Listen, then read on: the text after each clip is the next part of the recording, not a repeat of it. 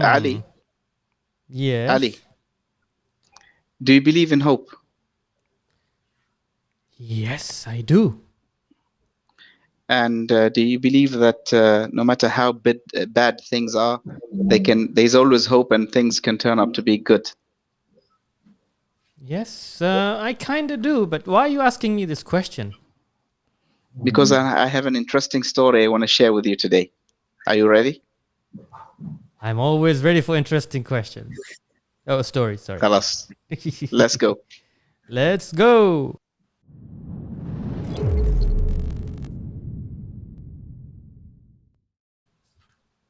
Assalamu alaikum. Wa alaikum salam wa rahmatullah. And welcome to Chataway in Ummati Station after a long time. 2 weeks we haven't seen each other, right, Hatim? More than 2 weeks, Ali. More than 2 weeks. We had 2 weeks and a half, I think, a break. It's been long. We even forgot. But it's good to be back on the show, and we miss the show. We miss our audience, and we miss being together. How was your break? Did you enjoy it with family and friends? Well, same place, man, in the house, going to work in the morning, coming back, same routine. But the good thing is I still kept myself connected to social media. Maybe you have noticed that in the last 6 or 7 months, we used to do live show from 8 p.m. to almost 10 p.m. It was about Palestine and what was happening, and actually meeting and interviewing people from the Palestine. So today was last. Very good. Yeah, today actually was the last day. So I don't know if we're gonna do any time later, but yeah. So I just left them and we said, let's get to our second live show. Inshallah. So today we have a very interesting live show, and we have an interesting guest, Mr. JORAM. And Mr. JORAM is all the way from the Netherlands. Assalamu alaikum, Mr. JORAM. Wa alaikum assalam. Let me first do some introduction about him. How about that? Yes. Okay. Yes.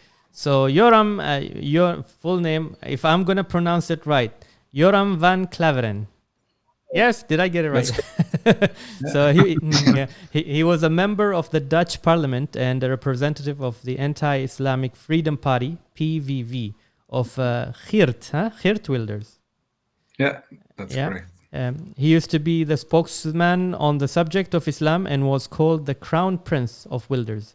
In total, he was active in politics from 2005 until 2017. After leaving politics, he worked for a conservative Christian radio and television broadcast organization. In that time, he started writing an anti-Islam book. During the writing, you want me to read the whole thing, or are you going to tell us what happened while you were writing? You're hosting the show.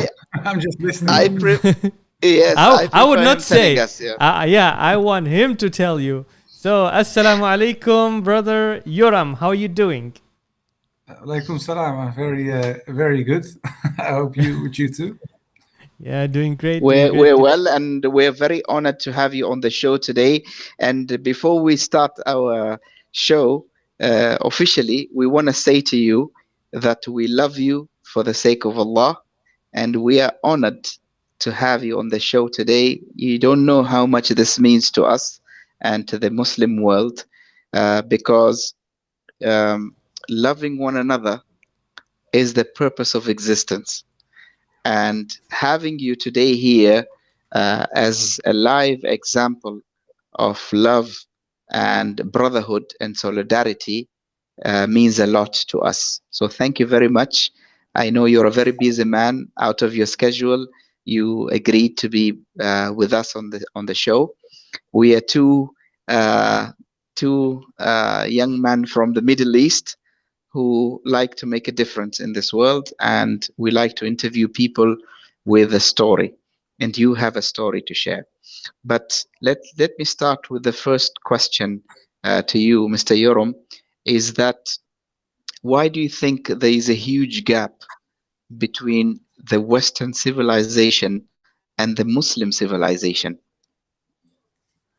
Well, first, I would like to thank you and your organization as well for letting me be on your show. It's a great honor for me as well, of course, and especially when you look at my story, I still think it's a small miracle that everybody in the Muslim community, as well in the Netherlands, as well as the rest of the world, has been so kind to me. Because, of course, I said the most horrible things when it comes to Islam and the Muslim community. So, thank you again for having me on the show and for being so kind. So, thank you. And when it comes to your question, why is it? Well, I think there are a few things there, especially when you look at Europe, because I think that when you look compared to the United States or the United Kingdom, maybe it's a little bit different. But when you look at continental Europe, that has first of all to do with history. Because a lot of people nowadays talk about colonization and imperialism, and they think only about the Western world. And of course, that's logical when you look at the last part of history. But the history before that was, of course, also a big part of the existence of humankind and the way we interacted as civilizations. And when you look at Europe, there has been a lot of clashes with the Ottoman Empire, especially the eastern part of Europe. And when you look at, for example, countries like Romania, Hungary, Bulgaria, Greece, countries like that, they were colonized by the Ottoman Empire. Of course, they were part of the Ottoman Empire. And those people, they associate the Turks, as they call it, with Islam and the history, and they say, well, they enslaved us, they took our women, etc., etc., and they say, well, that is Islam. So in Europe, there is, in a practical sense, especially in the east of Europe, a very negative connotation when it comes to Islam. And of course, when you look at the religion, it's something else than the practice of people and civilizations, just as Christianity and, for example, slavery in the United States. That's not a Christian habit or something, but it was, of course, part of the Christian heritage in the United States. So I think that's one part of the kind of tensed relation that exists. Another thing is, of course, a lot of people in the West don't know Islam. Very simple. They really don't know Islam, and they don't know the message. And because of that's also an important part. The eastern part of the world, from a European perspective, of course, was Muslim, and the West or Europe itself was Christian. So there's also this theological clash. And especially when you look at the Roman Catholic Church, but also the Protestant Church, the people who wrote about other religions, those people were very negative most of the time, because, of course, they were trying to promote their own religious concepts and their own religion. And especially when you look at Islam was kind of a competition because worldly, you have two, the two biggest religions in the world, of course, are Christianity and Islam. And that was way back. You already saw it, because Islam, of course, was kind of a miracle that it took over a big part of the Christian world in a very, very rapid way, very fast. So a lot of people in Europe said, what is this?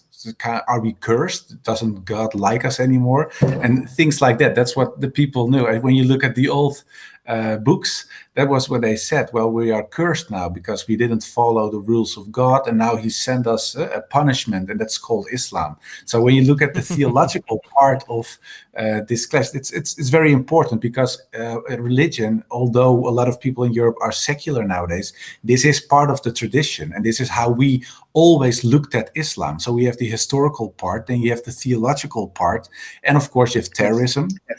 Nowadays, because people don't know anything, and then all of a sudden they have this feeling, because of history and culture, from there's something with Islam, I don't like it, I don't know why, but I don't like it. And then you see people blowing up stuff, and they say, oh, that's why I don't like it.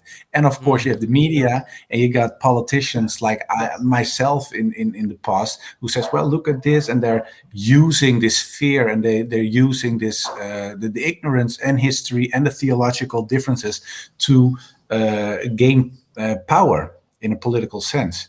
And I think the combination of all those things makes makes the relationship between the West and the Islamic world sometimes a little bit tensed. So now that you Yes. have spoken about that, and we will not start immediately where you were when you talked about Islam. Let's go back, maybe your upbringing, if you can tell us your background. Yeah. Okay. Well, I was born in Amsterdam. It's the capital of the Netherlands, but perhaps people know it. Yes. When you look at the image of Amsterdam, it's very liberal. A lot of people associate Amsterdam with yeah, a lot of negative habits from a religious perspective. Yes. But not everybody in the Netherlands is secular or is liberal, and especially my family in the past, there were a lot of still a lot of Protestant and sometimes also Catholic families that were still practicing Christians, and and my family was one of those families. So I'm officially from a very strict Protestant family. And that was the way we brought up. We all have biblical names. My brother, my sister, my older brother, myself. We went to church. We were all baptized. My father read from the Bible before dinner and after dinner. So we did all the things that practicing Christians do. And of course, when you're in a context of a very secular, liberal city, like Amsterdam, but when you look at it from a bigger perspective, it's the Netherlands as well, even the West nowadays. It's kind of strange. Yes. But that's how I was brought up, and I went to high school. After high school, I went to university. Then I studied comparative religion. And the first day of my studies at university was September 11, 2001. So that was the day of the attack of the World Trade Center. So I already had this negative feeling of Islam because of, like I said, the theological part. I had it in me because of the upbringing. Then, of course, you have the historical and cultural aspect as well. And you saw this terror happening. And the first day of my study was on September 11, 2001. So it was kind of a combination. It was the start of my of my study. So of course You had all the right ingredients yeah. to blame it to cook the hate. Yeah, it was a cocktail. Yeah. So of course, perhaps it was inevitable, but I thought to myself, well, what can we do to protect the country? Because in 2001, of course, you had the World Trade Center, and that was a kind of a shock worldwide, of course. But in the Netherlands in 2004, there was also a famous filmmaker, and his name is Theo van Gogh, and he was killed in the street by a jihadi. And the guy called himself a jihadi. And what he did after he killed Theo van Gogh was that he put a knife in his chest with a little letter on it for Ayaan Hirsi Ali. Perhaps you ever heard of her. She's now in the United States, very anti-Islamic. Who is a Somali descent. She's a Somali descent, I think. True, yeah. And then she moved to the Netherlands for asylum. She was an asylum seeker, and after that she left the Netherlands and went to the United States, and I think she's an American citizen now, but I don't know that for sure. But she lives in the United States, and she became secular, so she became an atheist. She said, well, I've left Islam behind, and now I'm not believing in God anymore. But she she used to be in politics as well in the Netherlands. She was in the Dutch parliament. So, of course, she was in the same party as Geert Wilders for a while. So they influenced each other, of course. So after Theo van Gogh was killed, and there was this letter for Ayaan Hirsi Ali, you are next, then the whole Islam debate, so to say, started in the Netherlands in the way we're still having this discussion. So it was very negative, and it was very harsh. But it influenced me as well. And I thought to myself, well, what can we do to protect the country against this evil called Islam? And I thought, well, we have to. I got to do something in politics, because when we can change the law, then you have a real impact. And then I Let joined the let party. me interrupt. Let me interrupt you a little bit. When you said the guy, stabbed the member of the parliament, and he wrote this note. Okay, you have Sorry, the bracket. the guy who was. Oh, sorry, the guy who was stabbed was not a member of the parliament. He was a filmmaker. Filmmaker, Oh, yeah. sorry, the filmmaker. So you have the hate that is there because of the September 11 and the theologian differences between the two religions and so on. But I want to ask you, do you think also some Muslims play a big role in escalating this hate because of these actions that they do, which don't represent the religion? Hmm. Yeah, of course, because well, people are people, and whether they are Muslim or Christian or Jewish or Hindu or whatever, people do sometimes horrible things, because that's unfortunately part of mankind. And when people do something horrible and they say, well, I legitimize it with my religion, of course, it affects the way people look at your religion, because I've Yes. experienced it myself. And of course, now I know better, because you were able to got a lot of information, study, etc. But in the beginning, when you look at it from a very superficial way, then of course you see, well, those people say they are Muslims. I didn't read the Quran myself in a religious way, of course, like an object of study, but it's something else than when you read it and you try to let it change your life. And when you only look at it as a study object, it's kind of away, and there's no question for truth in it. But when you do that, and you see it in a religious way because you believe it and you want to act upon the message, then of course you see Islam as something else than some people say it is.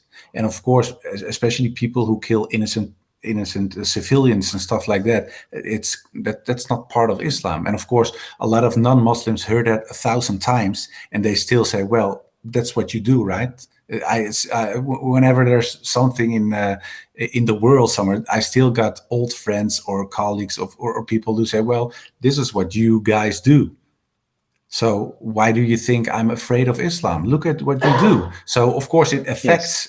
affects the image and the way people look at Islam. That's not strange, of course, but it is not Islam. So it's very hard to make time and make kind of a relationship with people to explain them what Yes. it is for real, and that takes time, unfortunately. So maybe if you can tell us a little bit about your story at the parliament, and the reasons why you became a member. Yeah, well, yeah. One of the reasons was, of course, like I said, the historical part, the theological part, and when I was young, because that can be important to share now. Maybe we'll talk about it a little bit later. But when I was younger, I, of course, was brought up as a Christian, and I was very interested in the theological part of the religion as well, because a lot of people are religious, but they don't really read the books, so to say. And you have that, of course, in all religious traditions. But I was kind of a nerd, so I like to read, and I wanted to know. That's a good thing. That's a good thing to be a nerd and read. Yeah. But I wanted to know, why do we believe certain things, and why is this dogma part of our tradition? And one of the dogmas I struggled with was the Trinity of God. In Christianity, people believe God is one Father, Son, and Holy Ghost. So there are three parts of God, and altogether they are one God. But as a youngster, that's of course kind of troubling, because it's very abstract, and I think very complex in construction, so to say. And I didn't, I couldn't comprehend with this concept. I didn't get it. But after a while, I thought, well, just forget about it, and this is what it is. And there was one person from church who told me, well, in the end, religion and God is a mystery, so you have to accept it. Point. That's it. The, And I thought, okay, that's it yeah. then.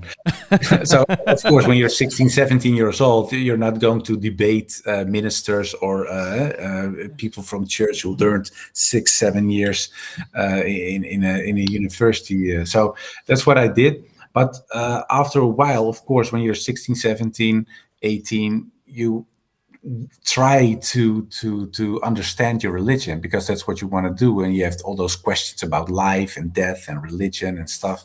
And when I was in parliament, I was still very anti-Islam, of course, because I was a member of the Freedom Party. But in 2014, I left the party after there was this rally, a political rally, and the guy on the picture, right, that's Geert Wilders, and he said, well, do you want more or less Moroccans in the Netherlands?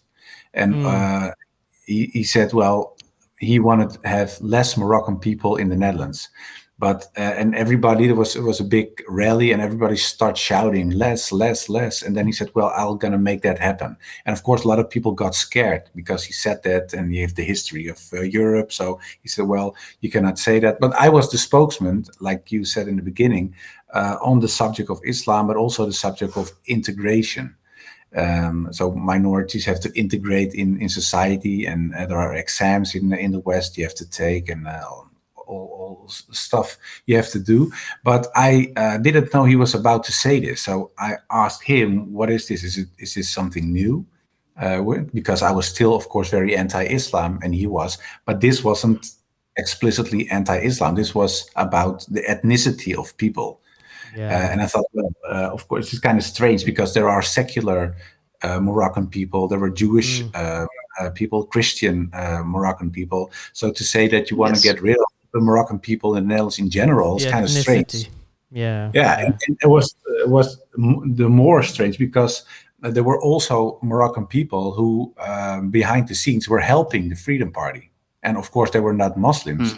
But I thought, well, it's kind of a betrayal because you say we want to get rid of them, and they are helping you in your fight against Islam. So in the end, I left the party, but I was still very anti-Islam. But I had finally the time to fulfill a long-held desire, and it was writing my anti-Islam book. Because in the Freedom Party, of course, when you're in parliament, there is not so much time to write a book, because you're very busy day and night. But when you're leaving a party, of course, you can cherry pick certain topics.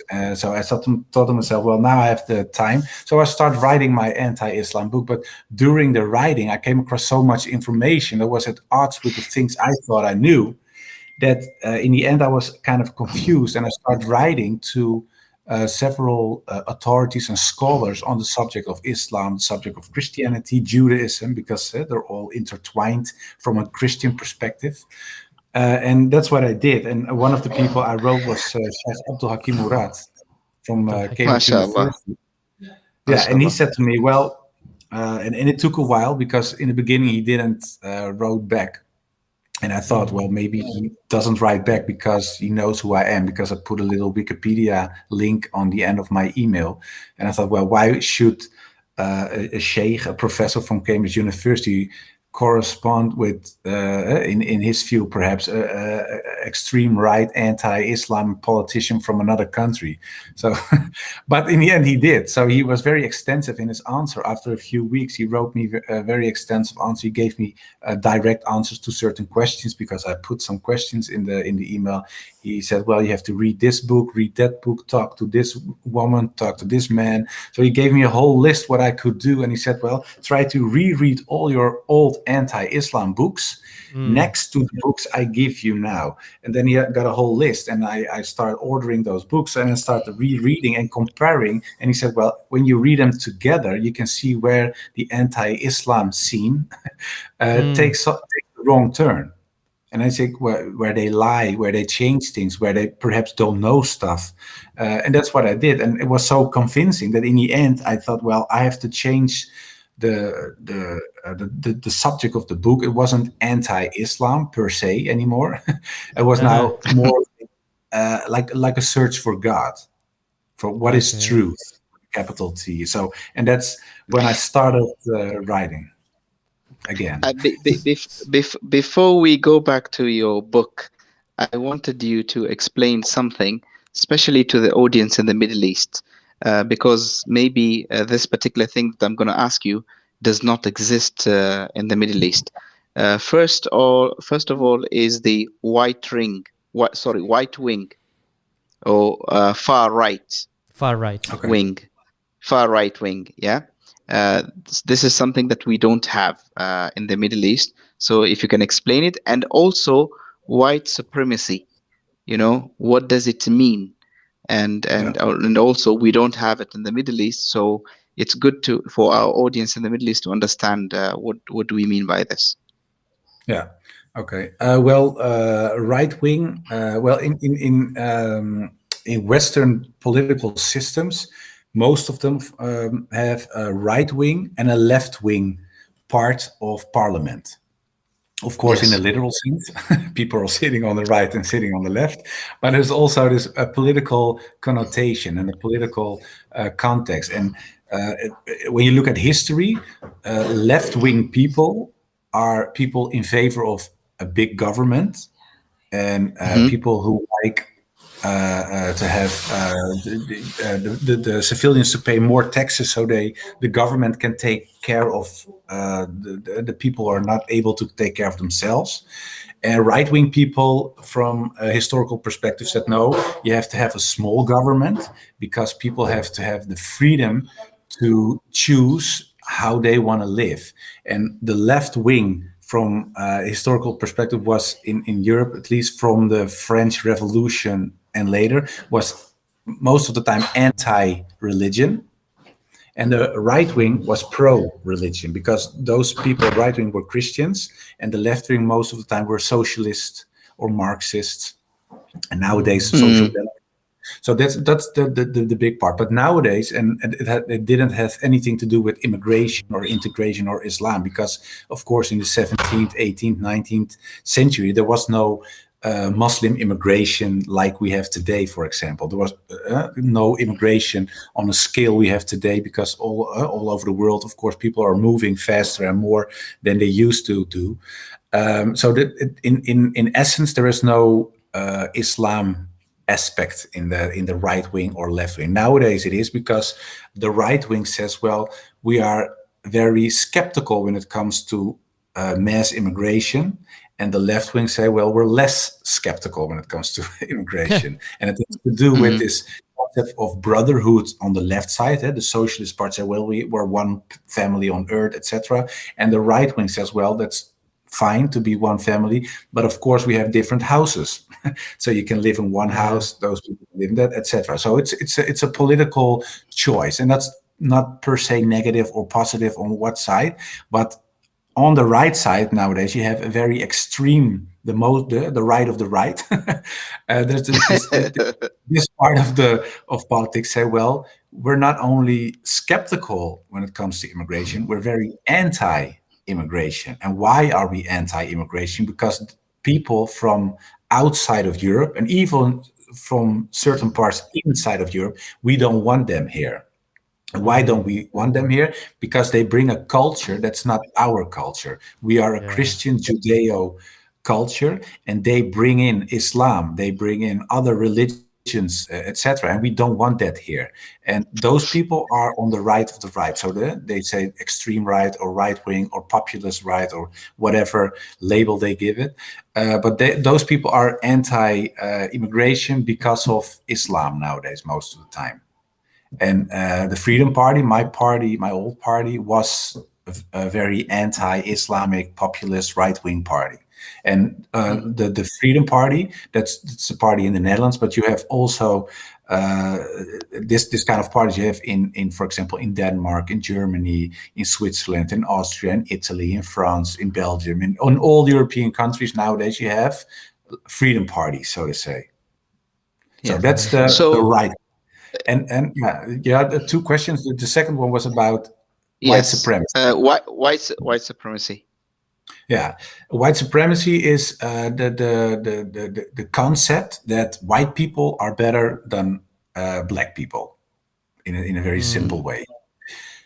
But the complexity here is that not all people on the far right are white supremacists per se. Of course, left people always say all people on the right side are on the extreme side are white supremacists, but that's not true, because I know from my experience, my own experience there, that there were even people there that said, well, we don't care about race, we just hate Islam.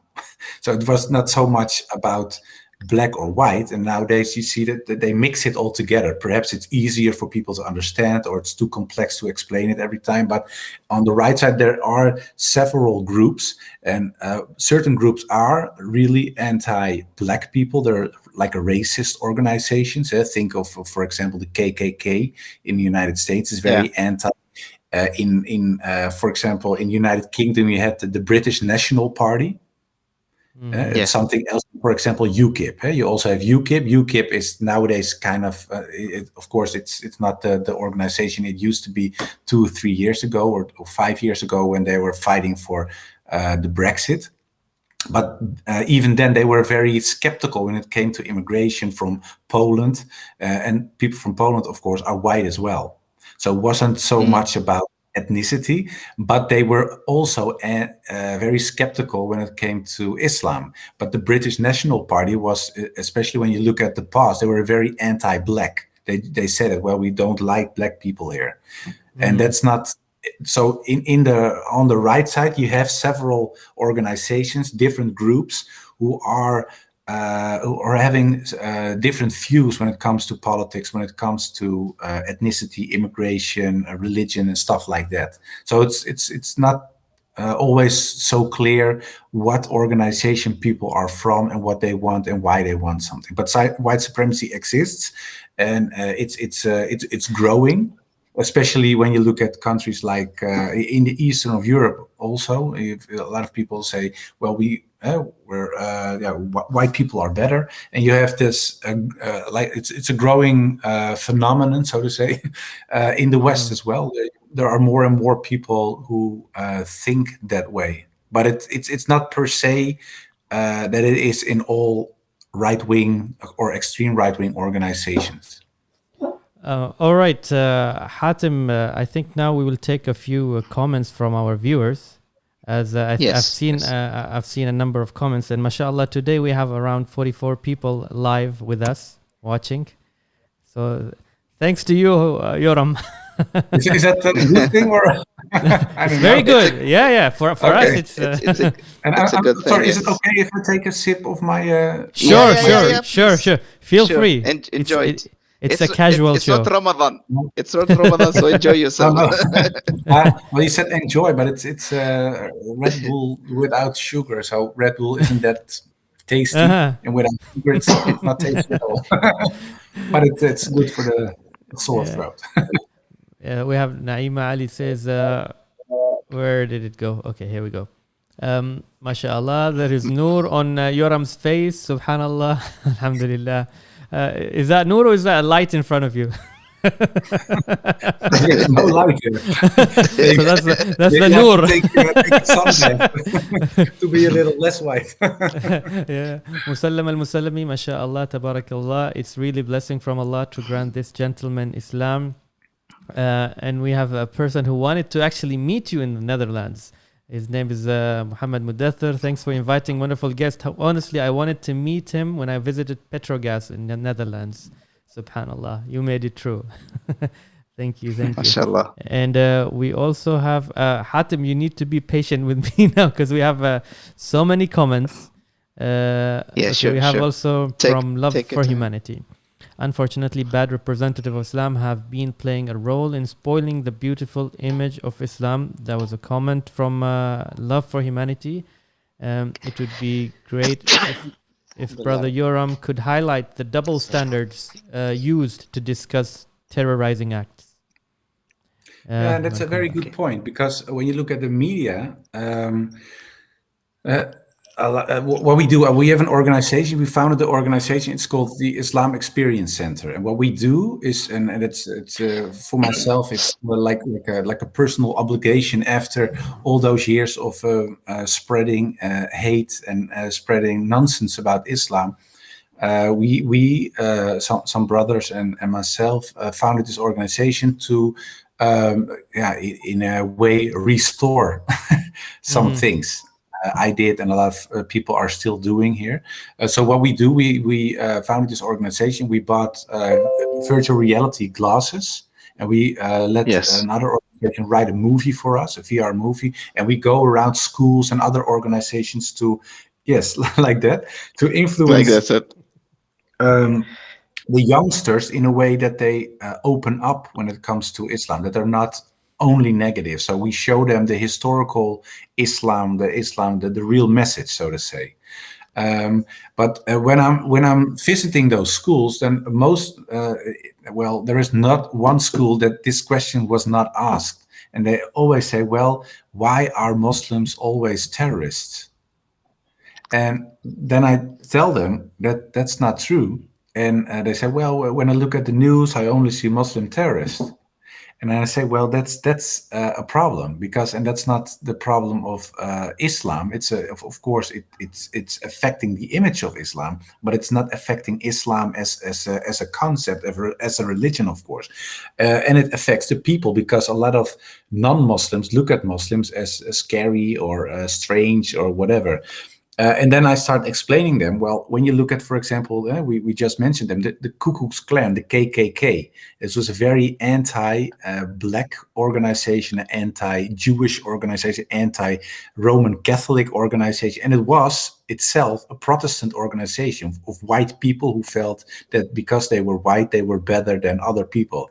And what they did for several decades, they burned crosses in the gardens of black people in the United States, and they killed and raped, etc. Did the most horrible things to those black people in America, while they were singing sometimes psalms from the Christian tradition, from the Bible. And of course, when people say, well, but those people say they are Muslims and they're blowing up stuff, then I say, well, do you think that those people who did that, those KKK people did that to the black community in the United States, are they really Christian? And they say, no, of course not. That's not in the Bible.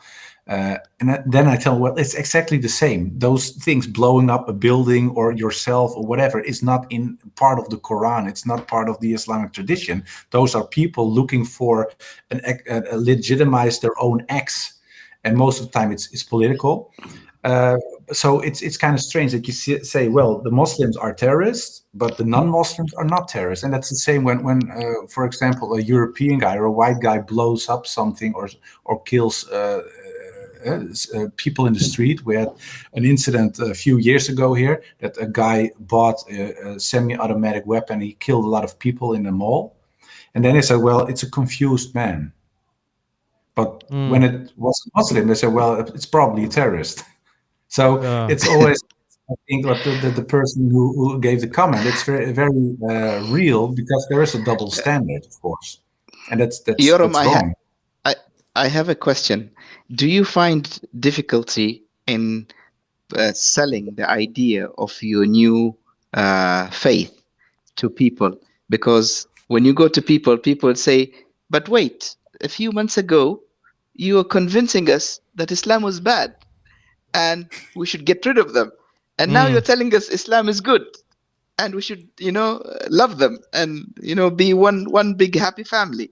So what do your friends think? What do your colleagues in the parliament think? What do your family, neighbors, and everybody that believed you when you were anti-Islam, what do they think now?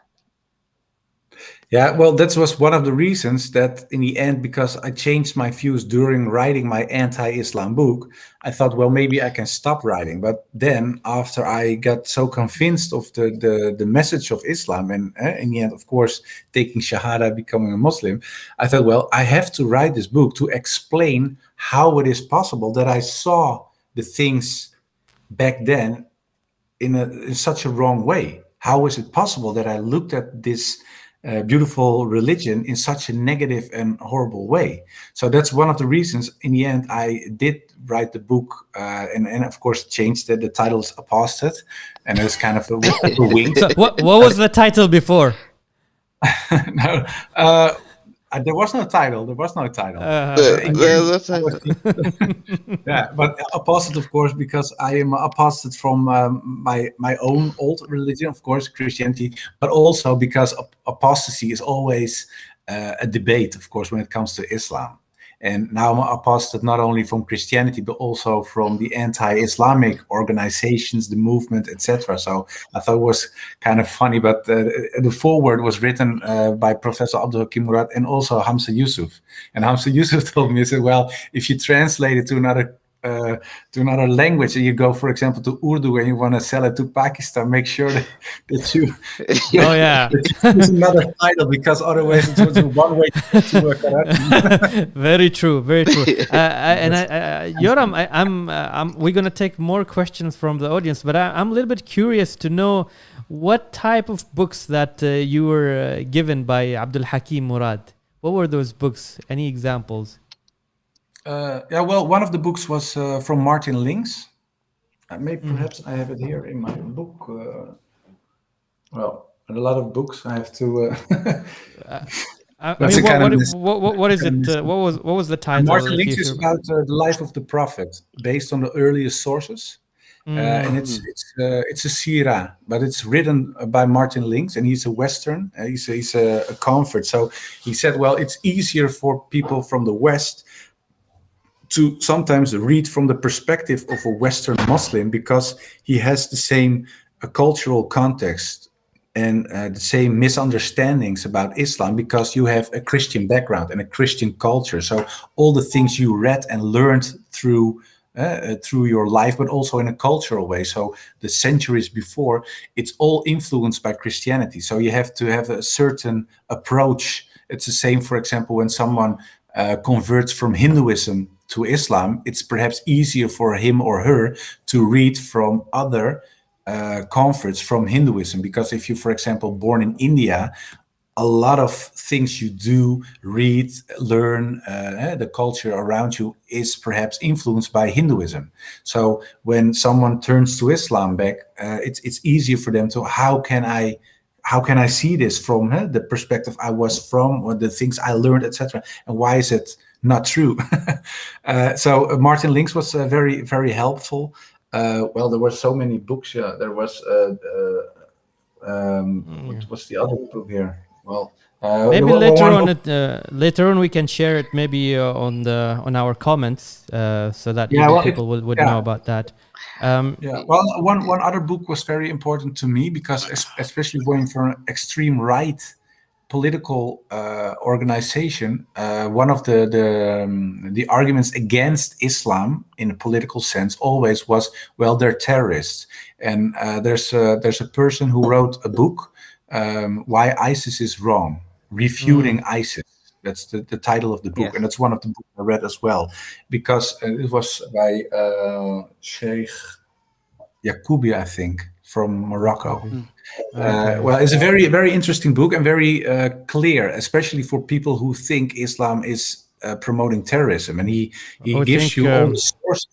We think Islam is like this. Yeah, and it's one of the but this is one of the drawings that Geert Wilders said. Well, we have to draw Islam, we have to draw the Prophet, we have to draw all the important persons from the Islamic tradition and show them in the most horrible way. And this is one of the pictures he once in a while tweets on his Twitter account to show people how he sees Islam and how he thinks Islam really is. And it's kind of childish. Mm-hmm. Now I wanted to ask you, now that we're mentioning the pictures, do people in the West seem to be confused when Muslims are very, very angry and defensive when their prophet is propagated in images or degraded in any way, in a form of a film or a picture or an image or anything else? Does it become very confusing for the normal European person Why do Yeah, Muslims react this way? yeah, it is. They are. A lot of people say, "Well, get over it. Don't be such a baby." And why Mm. do they say that? And that has to do with secularization, because people from outside of Europe always think as Europe as a Christian part of the world, but that's not the case anymore. Europe used to be Christian for many, many centuries, and that's true. And a lot of cultural stuff is still Christian, but most of the people are secular nowadays. They're atheists. So what you see is when it comes to debates about religious, for example, Islam, but also Christianity or other religious traditions, a lot of people don't know this religion anymore. They don't know they don't have religious feelings, so they just don't get the concept of believing in God anymore because they were not brought up as religious people. So when all of the sudden in their world everybody is atheist, and a lot of people who are still believing are Christians, and most of the Christians in the Netherlands or in other European countries as well are very silence when it comes to stuff like that. But when Islam is attacked, a lot of still practicing and believing Muslims, of course, get angry or sad or whatever emotion you feel when somebody do something negative when it comes to your religion. But for a lot of people, it's very crazy because they say, well, it's for them religion is a fairy tale. So they say, well, Islam Yes. is not true, Christianity is not true. When I draw Santa Claus as for Yeah. example, a baby, that's the Mm. same thing for them as drawing Moses or whatever religious person in a negative way. So they really think it's kind of strange. But I think it's a big problem because you see that the rest of the world, of course, sees it as insulting, and especially when Macron, the president of France, said, "Well, we Mm. have to show those pictures on buildings." Yeah. Mm. It's kind of it doesn't even make sense anymore because even if you say, "Well, I don't believe it," why should you, as a president of one of the mightiest countries in the world, say, "Let's insult them again," and we put the pictures on buildings Exactly. of the government? It's ridiculous. What are you benefiting from doing that? I mean, you can't even think It's about it. Yeah, well, and but I think really it has to do with, especially in France, it's so anti-religious in a general way. It's not only about anti-Islam; they're even anti-Christian nowadays. Because there was the Minister of Foreign Affairs said, "Well, Christians are in a way the enemy." Hmm. Well, it's kind of strange for a country that used to be Christian to say, well, a part of our own country is the enemy because they believe in God. Because that's, and of course, when Muslims, their ethnicity is different. Most of the time, they have a double passport. They're from, for example, from Morocco or Algeria and France, and they still believe in God. They practice their religion. So it's for them, as you have a secular liberal agenda, Muslims are a threat, and that's the bottom line.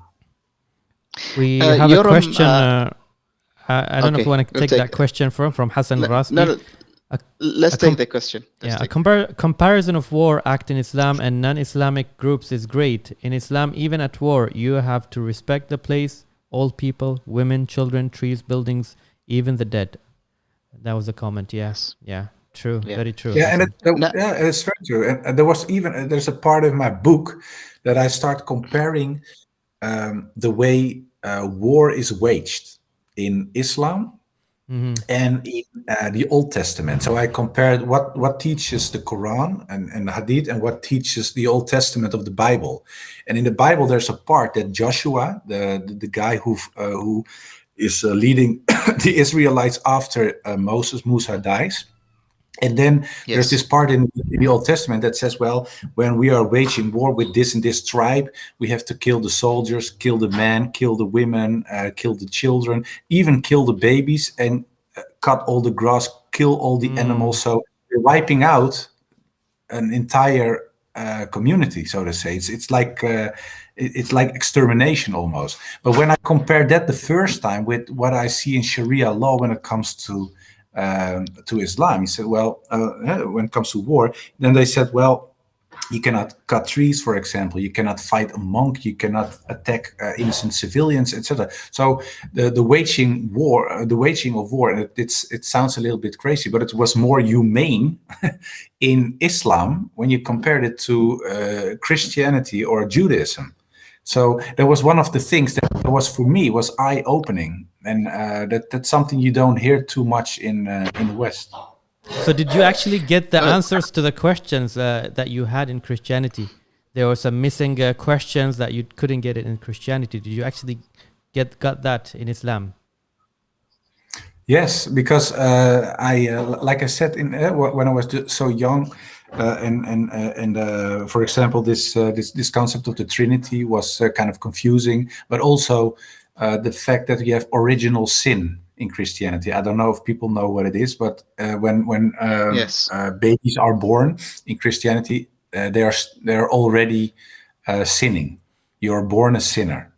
And also the fact that God had to sacrifice his own son before he could forgive the sins of mankind. This concept was kind of strange because that's something that Christian church teaches. But if you read the Bible, especially the Old Testament, it says God is all powerful and he forgives who he wants. And when I was younger, I once asked a minister, a preacher, and I said to him, well, you say to me, Jesus Christ is the only way to salvation, because that's the core concept in Protestant Christianity. And I asked him, how is it, for example, with Adam or Noah or Abraham or Moses, are they in hell? I said, no, of course not. You cannot ask something like that. And I said, well, they didn't believe in Jesus Christ because there was no Jesus Christ yet. He wasn't even born. So if Jesus Christ is the only way to salvation, it's impossible that they are in heaven. I said, no. For them, there's another story. He said, well, okay, so it's not the only way then. Stuff like that, it's confusing, of course, when you're younger, and even when you're old. I think it's still confusing. It's one of the reasons that, to answer your question, when I was having my Christian questions, they were answered in an Islamic way, because the Tawheed, the unity of God, was very explicit, very clear in Islam. And it is, when you read the Old Testament of the Bible, so to say, part 1, it's exactly the same. So here, O Israel, you have one God. God is one. God is one. It's repeated constantly. And then all of a sudden, Christianity says, well, of course, God is one, but his Son is also part of God. And the Holy Spirit is also God. And it doesn't make sense. Yeah, and it's not in the Bible itself, so it doesn't make any sense. So when I was reading this, like I said, I studied comparative religion, so of course I knew about the fact that Muslims believe in one God, but not in a religious way. I just looked at the concept of Islam. They have 5 pillars, they read the Quran, etc. But when you look at it from a religious perspective with a capital T, and you're looking for the truth, it's a whole other ball game. So then you said, aha, this really makes sense. And it was kind of a shock for myself that I saw, well, I have something in common with those people, and that was not too nice for myself back then. I said, well, their concept of God is much more logical, and it appeals to me much more than my own concept in Christianity. Yeah. I have a question, Yoram. You see, you have a lot of young people from the Muslim world. They see that the Western world is the paradise for freedom, where it's a land where you can express yourself and live the dream of being free to do whatever you want. Now, once they move to the Western world, they are shocked with the reality that you are free, but the freedom that we give you, the freedom that we express to you, you can't be religious. You can't have the headscarf. You can't have your beard. You can't have your practices. You have to be free in our sense only. So, how is that translated to freedom? Isn't that a hypocrisy? Isn't that double standards? Isn't that what we are propagating to people, telling them that, you know what, The Western world is free. You have the freedom of speech. You have the freedom to walk naked in the street. You have the freedom to do whatever you want. Yeah. But Well, when it comes to my that's freedom to do prohibited whatever in I the want, Netherlands as well. You yeah, cannot walk then you naked. can't do what you can't do whatever you want. Yeah, Because yeah. Of course, I there is. visited Yeah, some cities in Europe, and then you have the parades of naked people. I don't know, you call them humanist, I think.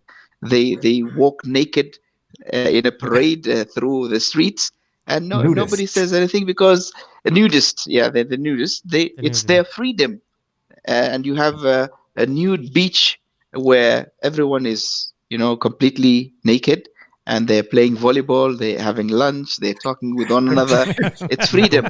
But if I decide that my freedom, I want to cover up, I want to be modest, no, that's not okay. You're Mm. not Yeah. blending into my society. You're not helping us to be one community. So there's only one way of freedom. There is no diversity as it is claimed. What do you think of that? Yeah. Well, there's a lot of truth. It's not all true. It's not that a lot of people walk naked here in the streets. It's still prohibited. If you start walking around here naked in my street and there's a police officer, they're probably going to take you to the police station. But it is true. There are parades where people are naked. That's true. And there's a lot of, especially when it comes to sexuality, it's very, well, I wouldn't call it free. It's just very superficial, and it's almost like a dogma for the liberal secular part of the world, because like you said, the West, it's not the West per se, because I once had the discussion with my grandfather, and my grandfather was born in 1921, and he passed away. MashaAllah.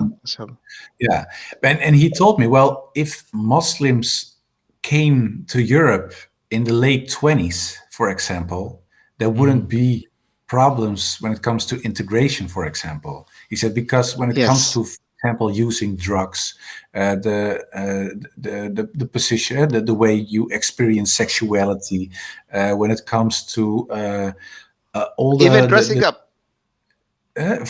yeah, like that, but Yeah. also family, all those normal core values of religious traditions, they were the same. But because of Yes. secularization from, let's say, 1968 up till now, a lot of things changed in the West, and that's why you still have some pleasures. We just talked about the pictures, drawing pictures from of religious figures. In 1965, there was still there was a person in the Netherlands who was convicted for it, for insulting God in the Netherlands. A lot of In people don't know that. 1965. In 1965, yeah, and up till 2014, so that's not too long ago, it was still by law prohibited to insult God, but they changed it, and that's only let's say 6-7 years ago. But So now when it's you not that. say insult God, God that believed by who? Christians, Muslims, Any No, God? or in general, it wasn't general. allowed, and it was, yeah. So it wasn't allowed. It's for example, when I insult the king of the Netherlands, I can go to jail for 4 months. And there was there was the same concept of when you for example insult someone from another country, a king or a president or even a police officer, a high police officer in the Netherlands, you can go to jail. So of course in the earlier days they said, well, why do we do this? Because what is important in our tradition, what's important in our culture, what's important in our system, that is that there is the rule of law, so to say. We have certain standards. You cannot just go around insulting people, and especially God, whether it's the Islamic God, the Christian God, or whatever God. It's important for people. Most of the time, if you are a practicing religious person, it's the fundament of your existence. So someone just starts insulting it, it can be very dangerous and negative. So that's why they said in the past, that's prohibited. You cannot do that. But because of secularization and because of this extreme liberal agenda, everybody has to do anything or say anything or do, etc. It changed, and now they start changing law as well. So this whole concept of secular liberal thinking is very dominant nowadays. But it's not the West per se, especially not in a historical way. But it is the West nowadays, unfortunately. When you look at the last 70 years, maybe 50, 70 years, it really changed. And this concept of freedom, it's not freedom in a real way, because a lot of people don't know. You have a lot of people who commit abortion, for example, in the West. There are a lot of people who are suffering alcoholism, a lot of drug addicts in the Netherlands, a lot of people who are divorcing, a lot of people who are very troubled and not too happy with their life because of extreme individualism. Sometimes there are people here are dying in their own house, and they lay there for 2 months and nobody notices it, not even family. So that's not normal. So that's not, if that's your freedom, I don't want to be free. Yeah. Now, Yoram, we have a lot of brothers and sisters who are watching us today from the Islamic Information Center in Muscat and maybe other places as well. We talk to tourists and people from different faiths on a daily basis. And it's very important for us to understand, how do we talk to people who are anti-Islam? You know, how do we get into their heart? How do we open up and build this relationship with them so that we remove the stigma that Islam is an evil religion and we're not terrorists and it is not true what you see in the media and so on. So for us as members of the Islamic Center, how do we approach people like you, such as yourself? Well, not like him, not like him anymore. Before. Yes. Yeah. I know what you mean. Well, what I think is very important is just live the Sunnah. That's the most important thing, I think, because a lot of non-Muslims, of course, they don't read the Quran, they don't read Hadith, they read you as a Muslim. So they look at you, and when they see a stable person, a happy person, someone who is able to explain what he believes and why he believes it, that's appealing. I always give the example of Indonesia. A lot of countries, of course, change their religion over time in the past. But when you look at Indonesia, it's the biggest Muslim country in the world, of course, when it comes to the amount of people. Yes. And Indonesia converted to Islam by people who came there as traders. They trade like businessmen, and those businessmen were so impressive for the local people because they were very clean. The Muslims who came there, they were very stable. They were very friendly. They were very open, and they were very committed to their religion, to their practices, the 5 times prayer, etc. So, and it was so appealing for a lot of people there that they said, "Well, I want what those people have," and they started to change their religion. They became Muslim in that way, and I think that still is the best way to do, especially with people who are very anti. If they see you acting as a good person, it's troubling them, because they see someone who is a Muslim, and in their head Muslims are bad and angry and fearful, etc. But it's not what I see, so that's a problem. So I think that's step one. You confuse them in their heart by just being a good Muslim. That's the first thing. And the second thing is, of course, try to have enough information, especially when it comes to the prejudice of those people, the arguments they use against Islam. You have to have quick, clear answers why it is nonsense. And then you can explain them. And like we just talked about it, I explained them by the KKK. But there's also in Uganda, there's this organization. It's the Liberation Army or something, Liberation of the Lord Army. It's a Christian organization. It killed over 100,000 people the past years. But of course, it's not a Christian organization in the Christian sense. Christianity doesn't promote killing people. We all know that.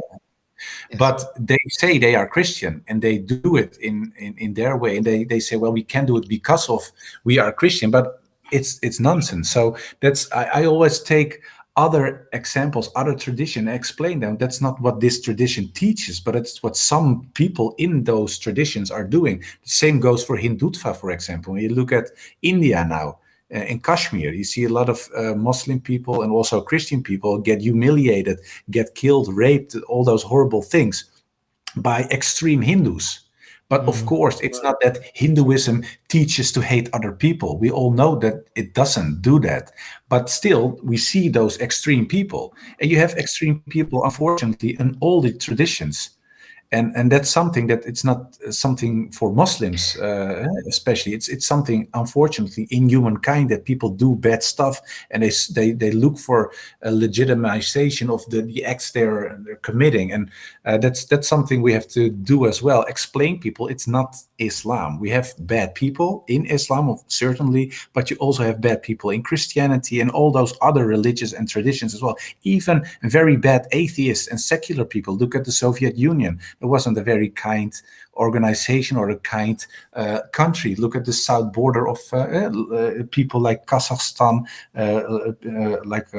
what do you have? Azerbaijan, Turkmenistan. All those people suffered. Afghanistan, of course, they suffered by the atheists of the Soviet Union. So it isn't. Sometimes people say, well, all religions are responsible for the wars in the world. That's nonsense. That's nonsense. It's factual nonsense. So I think it's very important, besides the fact that we show them what is Islam and show them the good Sunnah, it's very important to have the information, share with them and counter their arguments with facts.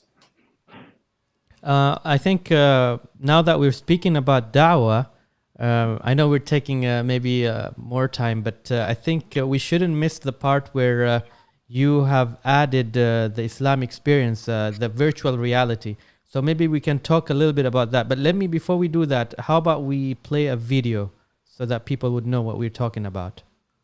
Let's do that. Yeah. Okay. All right. Okay. Misconceptions, anger, and fear. Well, just a second. Why my picture is up? Hold on. Misconceptions, anger, and fear in the media, but especially in politics. This is Islam in the current West.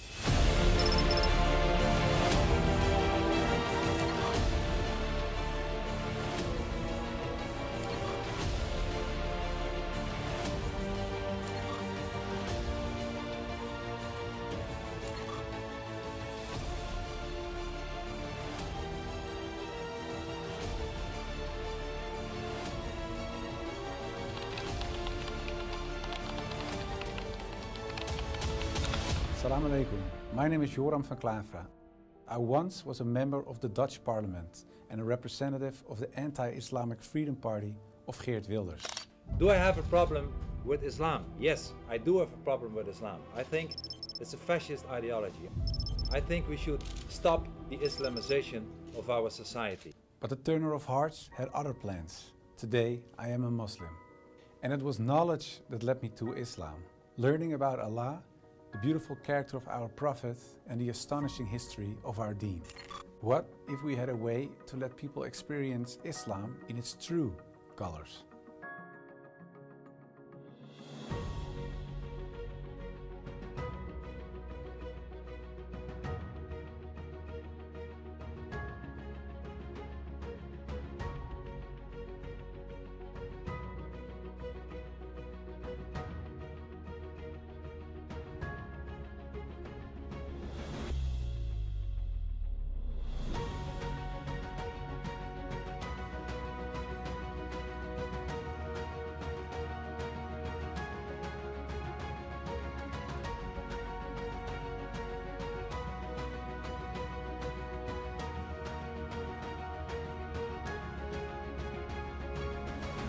Currently, we reach 10,000 people a year. Next year, we want to share the message with 100,000 people. And eventually, we want to grow to 500,000 people a year. Please donate and help us spreading the true message of Islam and promote compassion and understanding. Thank you so much.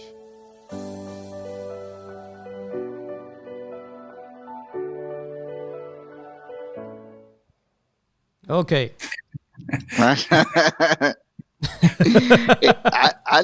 Ali, it's The not goat fair. will You're die. watching it. You're watching it, and I can't watch it. It's not fair. So tell us about this project. It's a little bit exciting. I think it's a new idea for Dawah. Yeah. Well, we're looking for a way of bringing the good message to people who most of the time don't want to hear or see it, or are not able to, because of the context they're living in and the people who are talking to them. And what we did is that we tried to find something which is fun, and this is a lot of fun for people, because you are, so to say, inside the movie. Normally it's 2D. You look at your television from your couch or wherever you are, but with this virtual reality glasses on, you are in the movie. So when you look up, you look down, you look to the left, right, behind you, in front of you, they're everywhere. There is something. So you are in the movie. And in this movie, Mashallah. what we did, yeah, it's really amazing. And what we did is that there's this old man who was sitting. Well, I'll give you the story. What you see, it's short. You're sitting on your couch and you're looking at the television. It's from a Western perspective, of course, because we live in the West, and we see the news, and then you see a lot of negative stuff happening. People talking bad about Islam, talking bad about Muslims, and then all of a sudden, someone knocks at your door. And then you are doom doom, and then you stand up with the glass on, of course, inside your head. You're standing up and you walk to the door, and you open the door, and there's a very bright light, and all of a sudden you are in the year 850 in Baghdad, in Iraq. You're in the house. And then, of course, you see all those books, and that's what you saw, a small part of it. You see all those beautiful hanging gardens and flowers and stuff like that. And then there's this old man who greets you in the Islamic way, and he says, "Welcome, we were waiting for you." And he starts teaching you about what is Islam. He shows you the Quran, and you see some hologram letters coming up from the Quran in a very beautiful way. There he's explaining you, he gives you a history, and he points to the sky, and then all of a sudden you see Spain and China and all those countries that used to be Islamic. They light up in partly or as a whole. And then he starts talking about the golden age of Islam, and he says to you as the guy who participates in this journey, let's go to another place. And then all of a sudden you go to a door. It's very bright light again, and then you are in Mecca.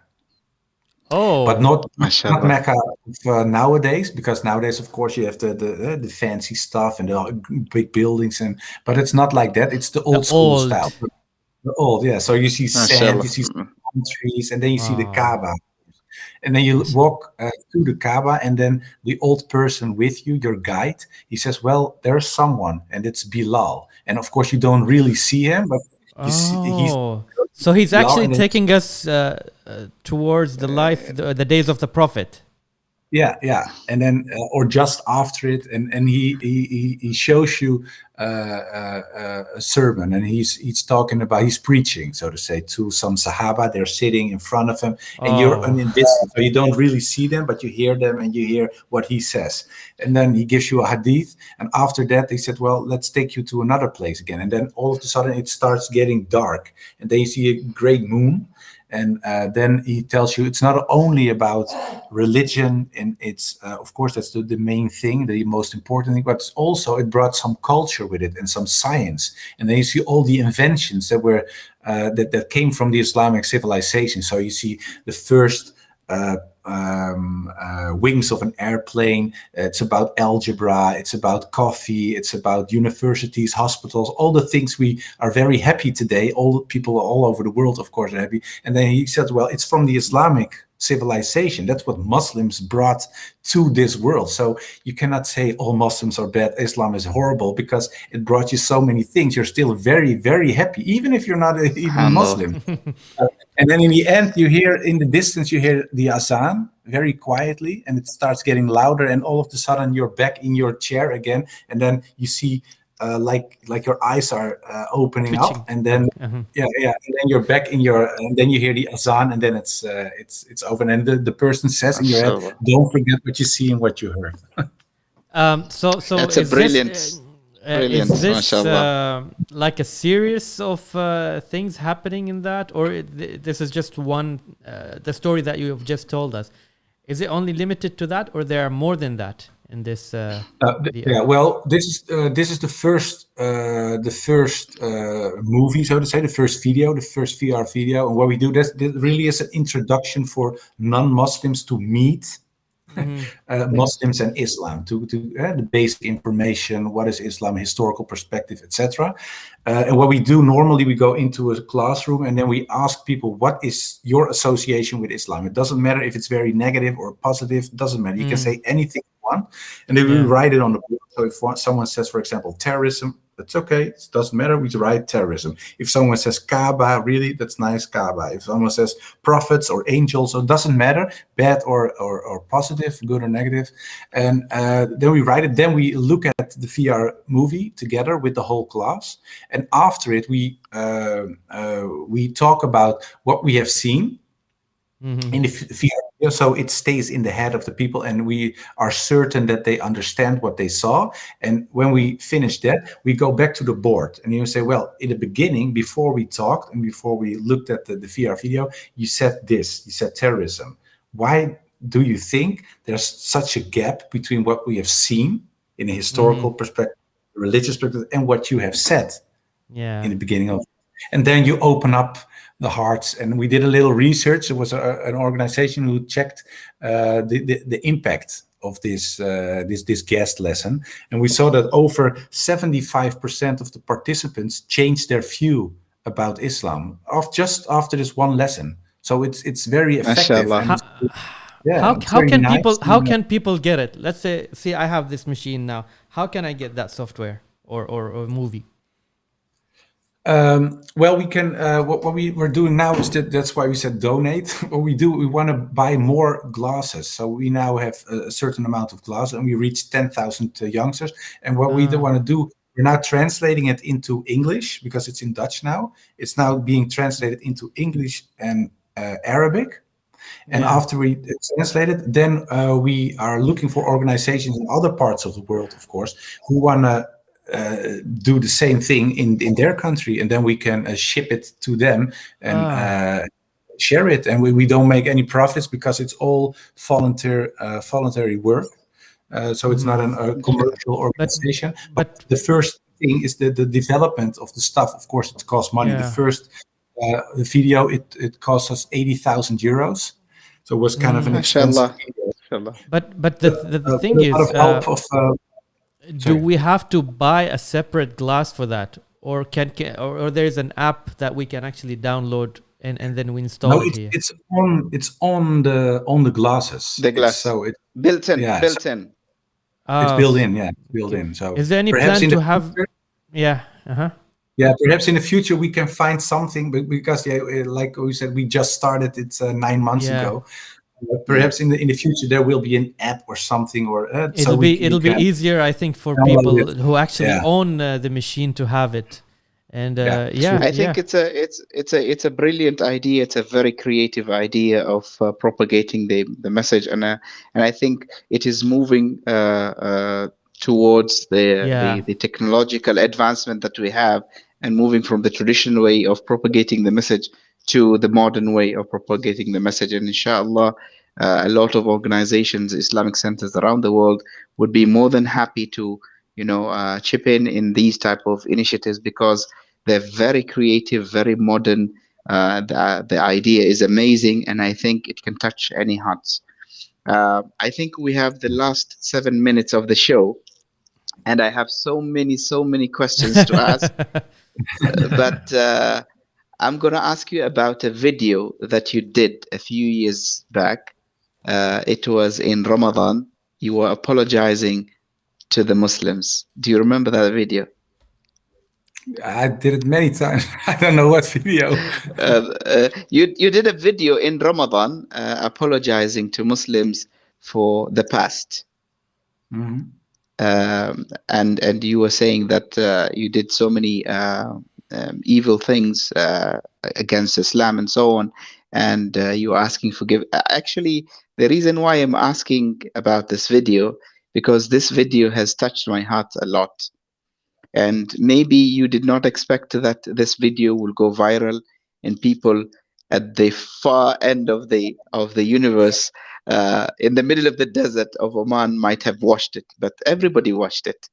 And this is the beauty of technology, that despite the distance that is between us, we're one, and we love you so much, and we really appreciate your courage, your courage in making a stand, your courage in doing the right thing, your courage in defending what is right.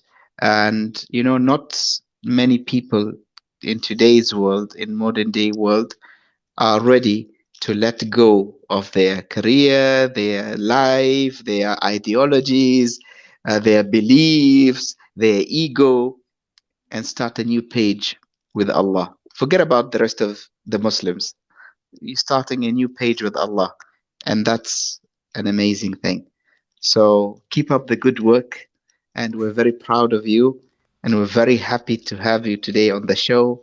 You really have added a lot by accepting our invitation, and I'm sure we have a lot to talk about, but I don't want to take the whole night bombarding you with questions. But I'm sure it's not going to be the last time we have you on our shows to talk more in depth about your experience. I want to leave Ali also. I'm sure he has something to say. Yeah, well, honestly speaking, now that we have met virtually, I think if things get easier and we can travel, we really want to invite you to Oman, and inshallah, maybe through the Islamic Center or on a personal basis. But we really want to meet you physically and learn from you, I would say, and maybe give you that as Hatim always say, the cuddle or the hug of a brother to brother. And yeah, I think what you're doing, from being extremely against Islam towards the technology, embedding the technology, the new technology that people from even the youngest age can actually watch and learn about Islam. I think even people who are born Muslim would not think as much as you have done now. Being from extremely here to the other extreme side. Well, I don't mean the extreme in a negative way, of course. But I think this is a lesson that we as Muslims or as born Muslims should learn. Because we did not feel the fruit or the value of Islam because that's what we were born with. But because of you have understood what Islam really is, I think you would feel that everybody should actually have a taste of it. I don't want to keep it for myself. I want people to know what Islam is. I think there is nothing more powerful than that. So I really thank you for that. You have touched hearts, minds. Thank you again. Donk you well? You say donk you well. Yeah. Well, thank you very much for all the kind words. I'm almost getting shy. So thank you very much. And well, it was an honor for me to be on your show. The love is certainly likewise. And I hope to be on the show again, and perhaps, inshallah, we'll meet again in person in the future. So, barakallahu feek, and thank you very much, and go on with the show. It's very beautiful. Thank you very much. Jazakallah khair. Thank you very much. Thank you very much. Thank you Have a very nice much. day. Take care of yourself, and assalamu alaikum wa rahmatullah. Assalamu alaikum wa rahmatullah. Alaikum salam.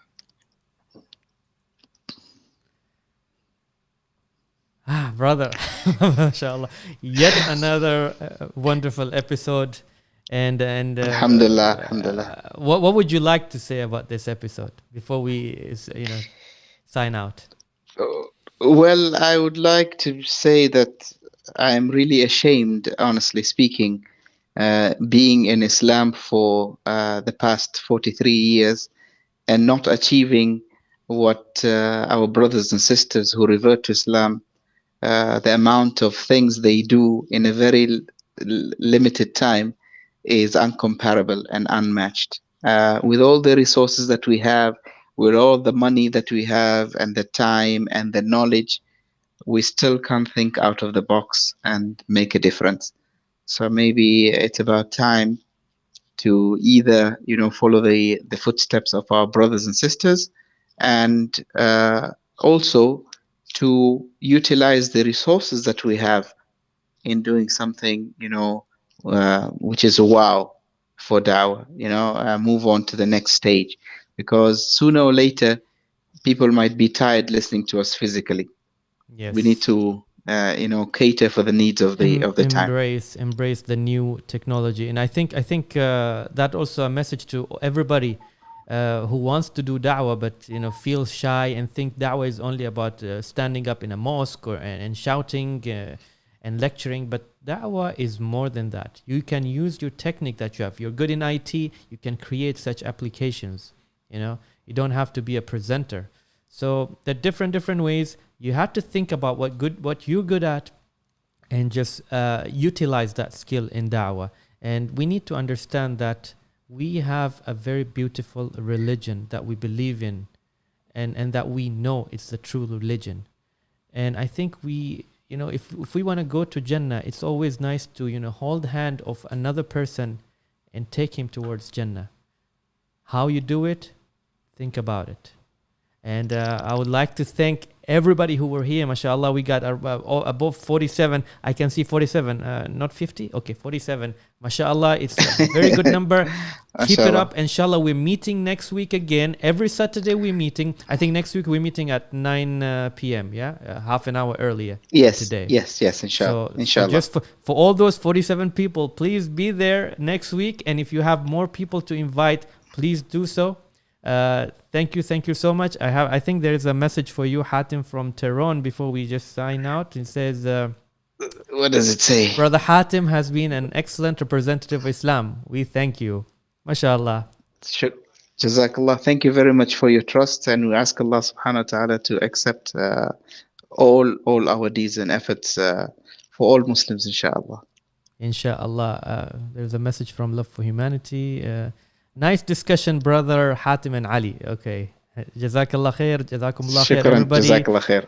Harab al-Barwani and many more, mashallah. We don't want to miss names. Ali al-Rawahi and all of you, inshallah. I think tomorrow we have to go to work, right? Yeah. It's 11 p.m. Jazakumullah khair. Assalamu alaikum. One more thing before I forget, man. Please like and share this episode, and if you have not subscribed, to please do subscribe and hit that indication button so you can get all the notifications from Ummati Station. Assalamu alaikum. Assalamu alaikum.